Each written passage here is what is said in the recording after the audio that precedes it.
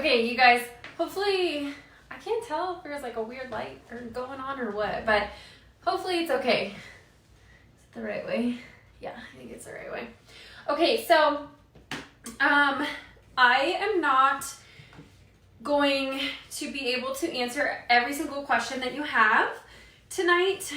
We're going to be going over compliance standards, and I mean, there is everything that you want to know about compliance is going to be found on your workstation. So there's a whole thing of Scentsy Standards that you can look up in your workstation. So if you ever have questions about compliance stuff, make sure to go to your workstation. If you just type in Scentsy Standards, it should come up. Things have kind of changed as time goes. You are never expected to know every single rule with compliance. I mean, there's just no way. And there's some things where, you might have a question on it or you're not really sure. When I went to home office for director boot camp, we had a compliance training with some people from compliance, and they did want to make it very well known that they're not there because they're out to get us or anything like that. It's more to educate us. Obviously, there's some things where they can't just like let it slide and be like, oh, okay, it's okay this time. Well, but next time, that kind of thing. But most of the time they will educate you if it's just like a post or something like that. They'll educate you on why it's wrong and how you can make it correct, or why your wording's wrong, or things like that. Compliance is really there, like I said, to educate us more so than like out to get us. That being said, they do also have a field team that is out looking for specific violations of things with compliance. The reason that they do that, you guys, is just to keep it an even playing field across everyone, because what one consultant can do or afford to do for their customers, someone else might not be able to do for their customers. So they do that so that everything is fair and so that everything is even, and so that there's no like big gap in what one consultant can offer than another consultant.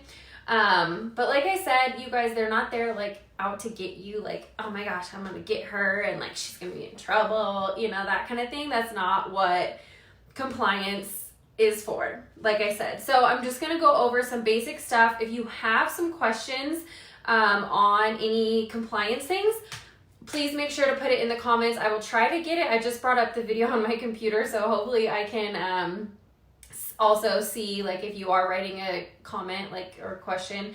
Hopefully I can see it down there. And I'm sorry, I'm still trying to figure out like how to arrange my desktop when I do these videos, because normally it's like on my desk, but it gets in the way because it's big. So I'm trying to figure that out. But anyways, again, like I said, compliance standards, you can also type in Scentsy Standards into Workstation, and it brings up this whole document. It was last edited in 2018, but it goes through, agreement, your rights, account operations, consultant accounts, maintenance, ordering, sponsoring, cancellations, compensation, marketing guide, target audience, ad content, tactics, code of conduct, terms, DSA code of ethics, enforcement of the agreement, changes to the agreement, all of that kind of stuff. So I'm not going to read through all of that for you, but you guys can go through that on your own time. Again, it is called Scentsy Standards, and I will actually copy this and paste it in the comments right now. So I don't think there was anything specifically on this that I was going to go off of. But except for section 4 in the Scentsy Standards is the code of conduct. And the very first thing in the code of conduct is bonus buying. So orders must be placed on behalf of customers and not for the sole purpose of achieving a title, rank, incentive award, or bonus. Orders you place on another consultant's account are subject to review for bonus buying. And you may also not purchase anyone's starter kit but your own. So let me just kind of explain this a little bit. First of all, you cannot purchase another consultant starter kit, okay? Don't do it. Just like, not okay. Don't ever purchase another consultant starter kit. Just don't do it. If they can't afford it, then they're going to have to figure out another way to like get the starter kit, you know, like earn it or whatever. You cannot purchase another consultant starter kit. The other thing you cannot do is purchase, I just say avoid it 100%, totally, completely. Never make a purchase under another consultant, especially if that consultant is in your downline. Do not ever place an order under a consultant that's in your downline. I mean, first of all, it doesn't make sense to place an order under another consultant, but definitely do not place that order under a consultant that's under you, because that's where that is considered bonus buying. Because during incentive periods or things like that, you know, where we get points for consultants hitting certified or for hitting star or whatever the case might be, if you are putting in an order under your name or under your email or under your credit card or under your shipping address, under that downline that then helps them promote so that you're getting those points, that's definitely going to be audited during an incentive and you're going to get points taken away from that. There's no ifs, ands, or buts about that. There's no way around that.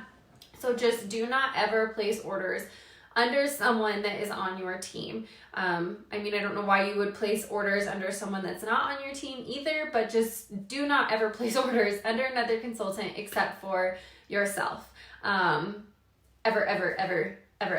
Don't ever do it. Don't place orders under other consultants. Like, if you're going to place an order, place it under yourself. Like, just do not place orders under other consultants. Another thing with that also is inventory loading, which just means that if you have monthly purchases that are in excess of $1,000, you have to be able to certify that you have pending orders for that amount. So that's just one little thing. Offering incentives to join. You may not offer or infer that you are offering to pay for someone's starter kit or other monetary benefits as an incentive to join your Scentsy team. That is something that I do come across a lot, because a lot of people will message me or something and they'll be like, oh, well, do you have any join specials? You know, and if it's not a Scentsy special, I'm going to say no, because I don't have any join specials. And sometimes they will go find another consultant that is offering to buy someone's kit or something like that. And that's fine, because I probably didn't want that person on my team anyways if they're trying to cheat the system and get a kit for free or get a kit paid for. So just make sure that you're not offering to, you know, pay for someone's kit to join or offering them any sort of an incentive to join. That's definitely out of compliance. Like, you can't say, oh, join my team this month and you'll get a free warmer, or join my team this month and you'll get, I don't know, something else like laundry sample, you know, whatever the case is. You can't offer anything as an incentive for people to join. So just don't do that ever. Obviously fraud, that's a big deal. Like, don't, you know, any form of fraud will result in immediate disciplinary action from Scentsy. Disclosures and permissions. So this is a big one too that comes up a lot, is if you are posting anything on social media or publicly anywhere that states any trips that you have earned, if you earned a trip for free, if Scentsy paid off your car, if Scentsy paid for your rent, if Scentsy paid this or my Scentsy paycheck that, you have to include the income disclosure statement. You cannot make any claims about compensation or about free incentive trips or those kinds of things without including the income disclosure statement. And that's one of those things that field team is kind of out there looking for. When they are out looking for posts that are in violation, that's one of the ones that they are out looking for, is not including that. So you can get the income disclosure statement on Workstation. If you just type in income disclosure statement, it will come up. And I will actually copy this as well and paste it in the comments so that you have that. You guys, everything is in your Workstation, by the way. Like, you can type in anything into that search bar. I know for some of you who've been around for a little while, it looks a little bit different, but they did that so that it's kind of just one universal search bar. So you can just type it in and it'll bring up anything on that topic that you type in, instead of individually searching like news, training, marketing, all of that. So it's supposed to be easier. I know it's kind of hard to get used to, but once you get used to it, it is easier for sure. So just make sure that if you're posting something though, that you are including that income disclosure statement, that you're not making any monetary or trip claims or anything like that without including that statement. I have heard mixed things on if it needs to be included in the actual post itself or if it's okay being in the comments. I know for the most part I've seen that it is okay in the comments, but don't quote me on that. I'm not 100% sure. Just make sure it's somewhere on your post or in the comments, that income disclosure statement, if you're making claims like that. The other things that we cannot do, you guys, I do have a album on our team page as well for different things, but you can't post things like giveaways publicly. You can do that one-on-one. You can do that in a private message if you are wanting to do some sort of a giveaway or a discount for your customers or something special for the month. But those are considered personal specials, so they need to be communicated one-on-one. They cannot be communicated publicly. And the reason, again, for that, like I said earlier, is because they want to keep an even playing field with all consultants, you know, because Susie over here might be able to afford to give a free diffuser to all of her customers that order $30 or more. And then Sally can't afford to give anything. So you see what I mean? And then like that customer might go over here to Susie to get the free diffuser with their order, since Sally can't give them anything. So that's why they do that, is just to kind of keep it an even playing field, a level playing field, which I think is awesome. That's so great that they do that, to kind of keep it the same level for everyone. I think that's so nice that we have that, and that is being put in place, things like that. Conflict of interest, I think I posted about this, I don't remember if it was earlier today or yesterday. No, I can't remember. You guys, my days are so mixed up right now. It's crazy.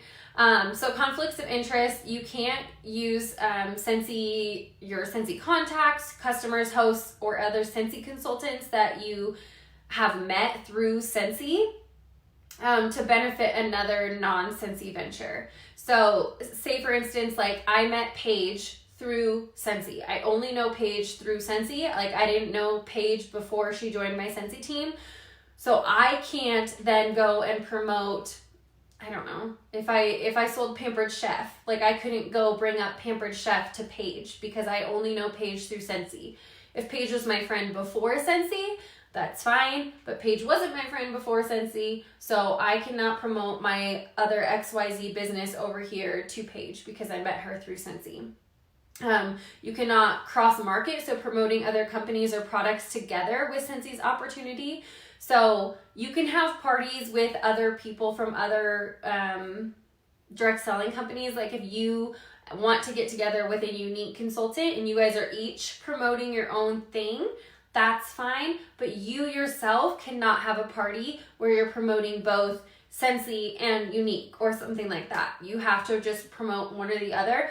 And I believe that is a direct selling association rule, not just a Scentsy rule.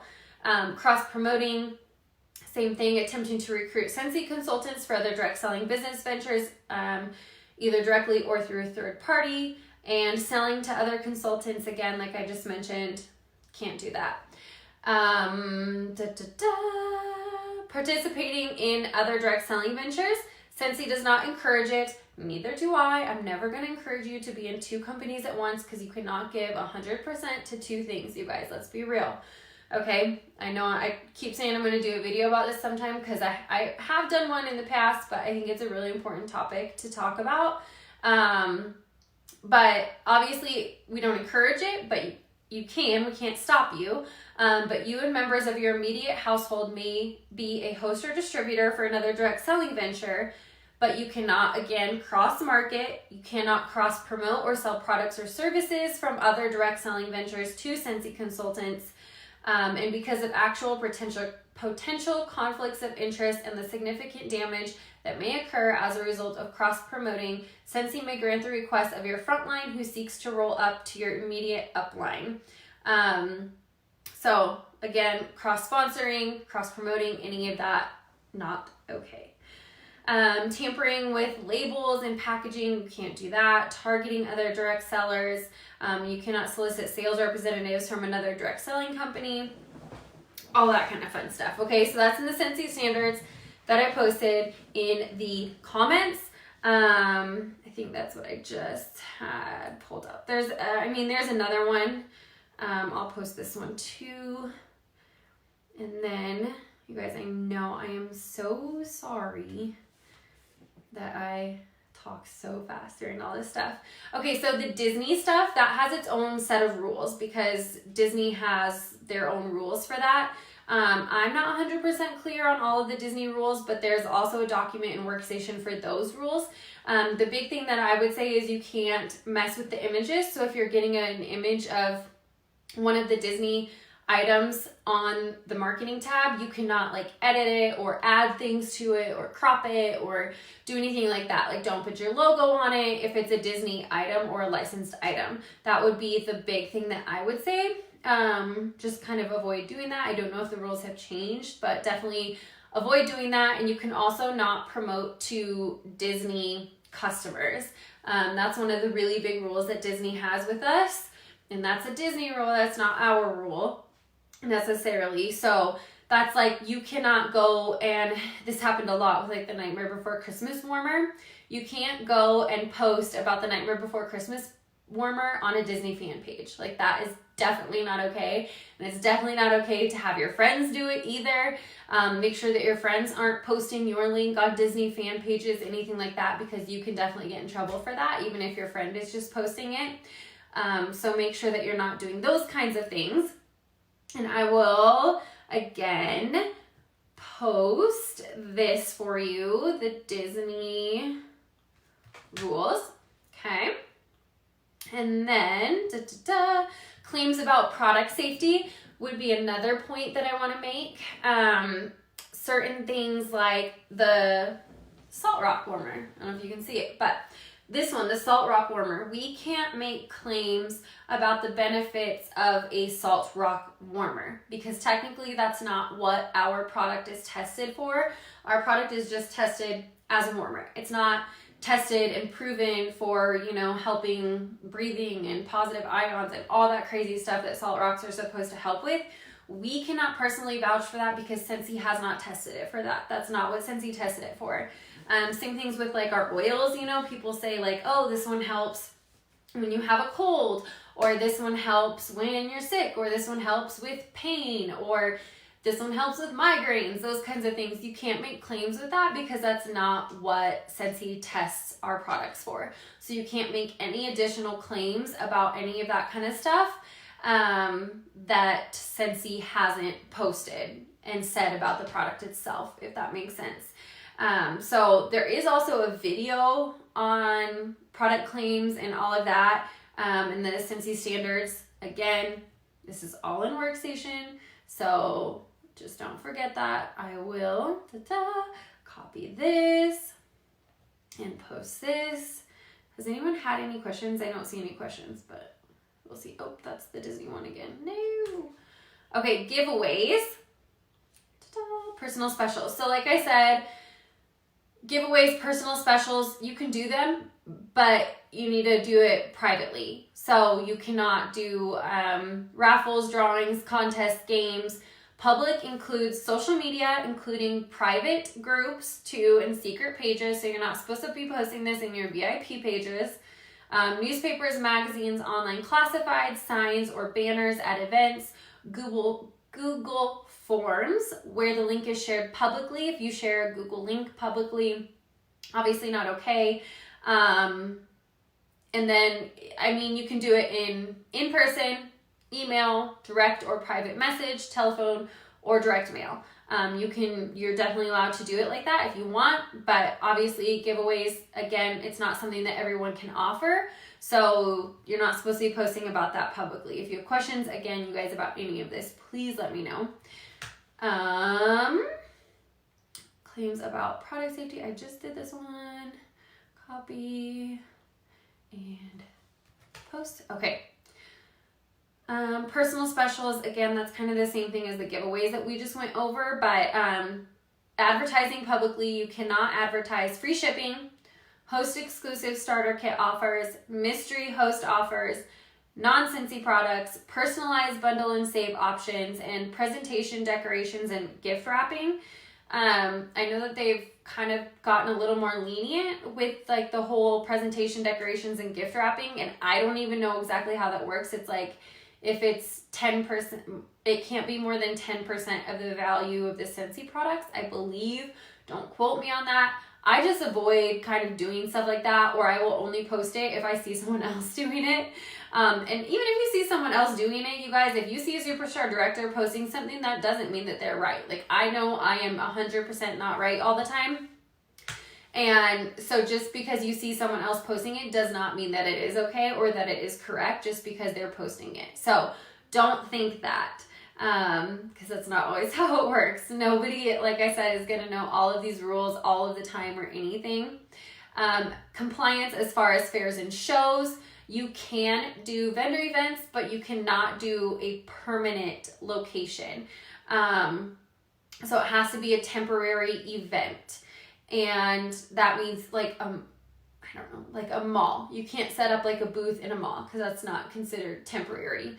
You can't put items in a store or in a hair salon or things like that because that's not temporary. That's considered a permanent retail location, so you cannot do that.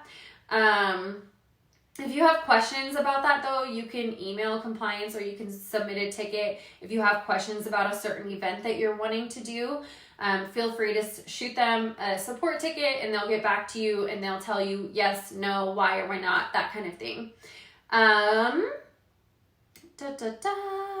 You can build up inventory, obviously, for vendor events, totally fine. So I will post this one, vendor events. Wrapping products like gift wrapping. Like some people will offer, you know, like, hey, I'm doing free gift wrapping for the holidays and like show a bundle of a gift wrap. But if like the gift wrap and everything else that you put in it, because you'll see people putting like candy canes and hot cocoa and like those kinds of things around Christmas time in with Scentsy products. And so all of that together just can't go over 10% of the value of the Scentsy product, I believe. Hopefully I'm saying that right. Don't quote me again, like I said, but I believe that's how it goes. So here is the video on product claims. And then I think that was, the logo and using the word Scentsy. If you're going to use the word Scentsy in anything, like if you're going to use it in an email or on a business page or a VIP group or anything like that, it has to say independent Scentsy consultant or Scentsy independent consultant, or, you know, some variation of those words. Scentsy independent consultant, I think, is the right way. But if you're going to use the word Scentsy, it has to include independent consultant. You can't just use the word Scentsy in anything. We do have logos, obviously, Scentsy logos for you to use. There's also do's and don'ts of using those logos, so I will post this. You guys, I know this is a lot, but there's seriously so much, like I said, and all of it is in Workstation for you to kind of just go over and find and make sure that you're learning things. And if you do ever have questions about specific things, like I said, if you're, you know, worried about something that you're about to post, if you're worried about the wording, like you guys, seriously, the first like 6 months to a year plus, I was asking every single time before I posted something, so is this okay? I would ask my mom, who was my sponsor, every single time before I posted something out, and she probably got annoyed with me, but I was like, hey, is this okay to post, or how can I word it to make it okay? So if you ever have a question like that, please don't hesitate to reach out to your sponsor and ask them. If your sponsor's not sure, then they can ask their sponsor, or they can direct you to your director. And then if your director's not sure, of course, you're always more than welcome to shoot me a Facebook message, but I don't always get back to everything right away. So just keep that in mind, but you can also shoot an email to compliance or start a support ticket to ask them. So that is all that I have. I know I talked insanely fast. So if you have any other questions about compliance, please don't hesitate to reach out. I just want to kind of wanted to point out some of those main things, like using the word Scentsy, some of the Disney rules, compliance with the fairs and all of that kind of stuff. Making sure that you're not buying from anyone in your downline ever at any time, different things like that. So hopefully this helped a little bit.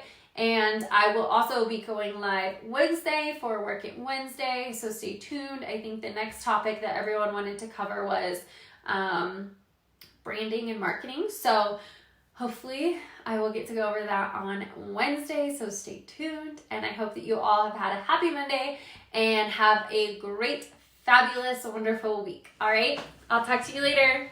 Bye.